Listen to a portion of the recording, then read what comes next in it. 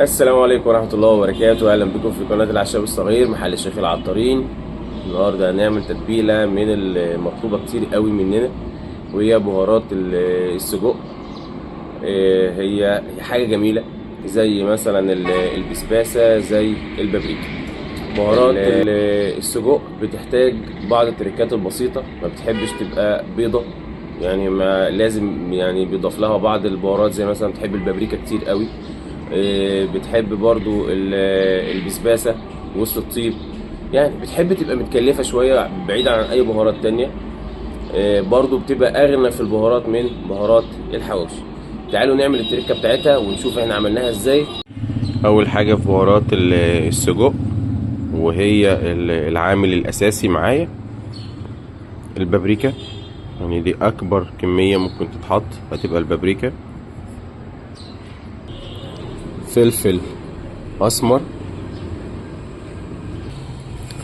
كبابة صيني، سنة حلبة، شطة حارة، توم شرايح، زنجبيل صيني أبيض، كزبرة بلدي، قرنفل، حبهان، قرفة،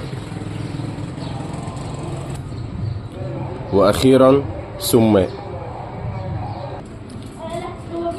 ده كده الشكل النهائي بتاع بهارات السجق.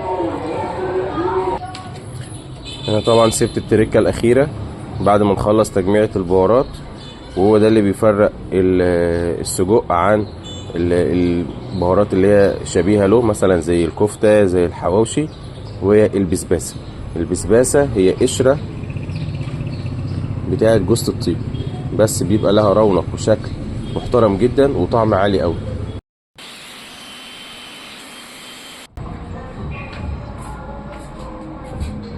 ورجعنا لكم مرة تانية بعد ما عملنا بهارات السجق. يا رب تنال اعجابكم. ان شاء الله لما تجربوها تقولوا لنا ايه رايكم في الكومنتات. لو حد محتاج كميات كبيره متاح، حد من اخواتنا العطارين محتاج اي بهارات يقدر يسال عنها، ده تحت امره في خدمته. موجود برضو بهارات ميكس لست البيت، متاح منها شحن لاي مكان في الجمهوريه. هنسيب رقم التليفون في نهايه الفيديو. نشوفكم على خير في تتبيله جديده من تتبيلات الشيخ العطارين، ولا خلال العشاب الصغير. واشوفكم على خير، والسلام عليكم ورحمه الله وبركاته.